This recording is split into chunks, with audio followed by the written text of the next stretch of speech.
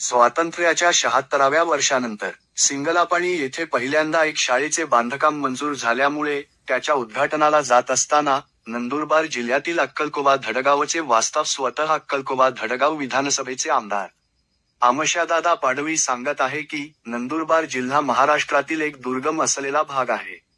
या जिल्ह्यातील अनेक भाग, विशेषतः आदिवासी बहुल भाग, अत्यंत दुर्गम आहेत। या भागात वाहतुकीसाठी पक्के रस्ते नसल्यामुळे लोकांना पायी पायी चालत जावे लागते। नंदुरबार जिल्ह्यात अक्कलकोवा धडगाव हे डोंगराळ प्रदेश आहेत। स्वातंत्र्यानंतर सुद्धा या भागात रस्ते झालेले नाही। या भागात मुख्यत्वे आदिवासी समाज राहतो, जो शहरी सुविधांपासून दूर आहे। त्यांच्या गावांमध्ये पोहोचण्यासाठी अनेकदा पायी चालावे लागते। पावसाळ्यात हे भाग अधिक दुर्गम होतात, कारण चिखल आणि पाण्याचा प्रवाह असल्यामुळे मोठा अडथळा निर्माण होतो। या भागातील लोकांचे जीवन अत्यंत कठीण आहे आणि त्यांना मूलभूत सुविधांसाठी अनेक अडचणींना सामोरे जावे लागते। गाव ते शेंगलापाणी जाण्यासाठी आम्ही एक शाळा आझादीला 77 वर्षामध्ये शाळा मंजूर केली आहे आणि ते शाळेचे काम उद्घाटनासाठी जातो आहे।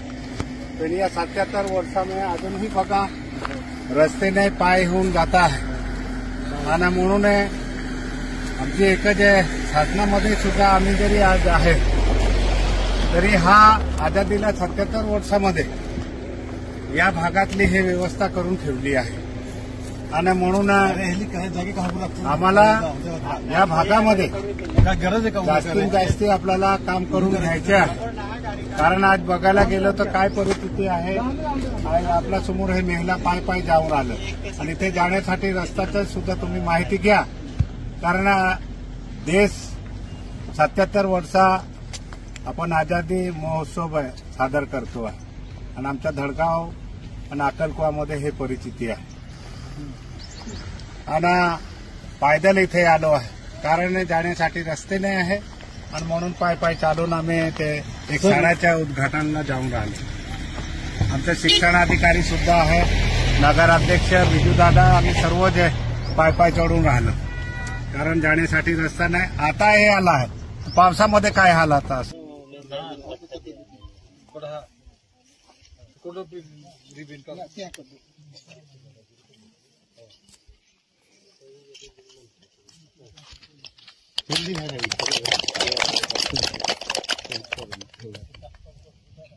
चला वेगी मामा 5:30